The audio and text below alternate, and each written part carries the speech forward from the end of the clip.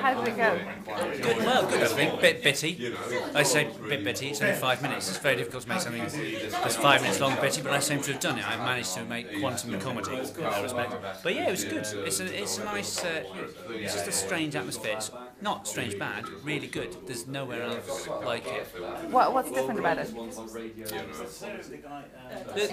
The people are sort of here to laugh, but they're kind of here for another reason as well. They're here because there aren't any places at which they can people gather to celebrate reason and things like that beyond kind of certain professional bodies and maybe, I don't know, lectures. But there isn't anything like it, and I think that's why people fall on it with real enthusiasm, somewhere for them to go. It's exactly what Robin wanted it to be in lots of ways. It's it is 9 lessons and carols for godless people. It's got that same sense of celebration about it as 9 lessons and carols has for everyone else. Is it something, do you think, that can be rolled out, or is it quite rolled out? Is it quite That's very business. No, but is it quite a niche? Is it quite a niche thing? Or cause it feels. I was there last night, and it feels quite like mainstream entertainment in one way. It's like nourishing and brilliant and hilarious.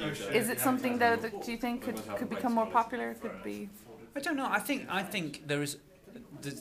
One of the key things here is the sense of special occasion, and I think the fact that it's annual is really good. We did Night of 400 Billion Stars in June as a sort of stopgap thing, which was great as well. But there's something special about it being this time of year. Everybody, when they were a kid, everybody celebrated Christmas in the same way. Because if you went to school, you sang carols, you had big assemblies about it, you did all those things. So whether or not you believed in God, it doesn't matter.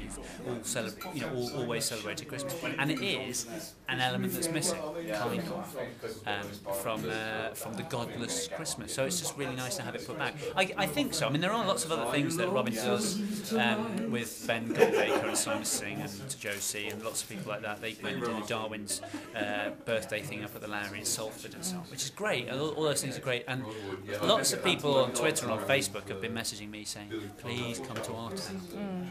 That's the thing that they really want to do. They want us out doing this elsewhere, because I'm sure, of course, there are lots of people who are like-minded who just don't happen to be in the metropolis. It's all about economics.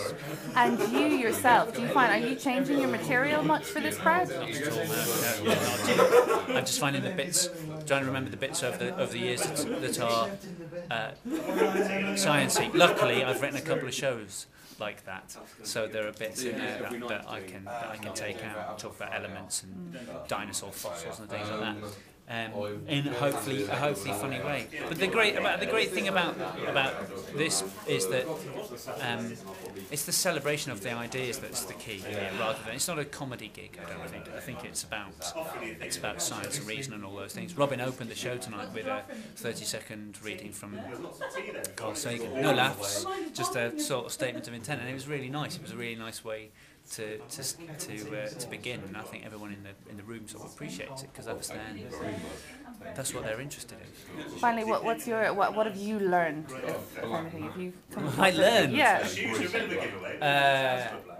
About what? About anything? I don't know. So, or something of interest of from last night or tonight, or is it something that are you being opened up to new ideas? I think, well, to be honest, last night I swam in, did a thing, and I swam out again to another thing. Fair enough. So I didn't see it, but I like watching, from last year I like watching people like Ben Goldacre and Simon Singh and so on, people who are not from, because I see a lot of comedy, and people who are from another discipline, telling us the things that that they know from their experience. So what take people who don't have a scientific background and fascinate them.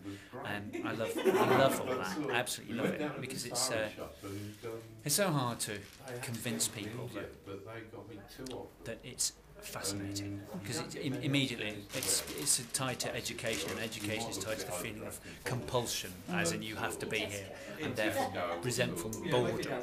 But it needn't be. It's Johnny Ball is here, and he's the man who's made me do all this. That's why 30 years ago, watching Think of a Number and Think Again and all those things, he's the past master of making this. I was just saying to him just now, the brilliant thing about him is, it didn't even make it look like it was education. Mainly it was just fun, and that's a thing that some of the people you get to see here do. I hope we manage to do this somewhere else as well, because it'd be a shame if it was just people who got to see it. We'll see. Brilliant. Thank you.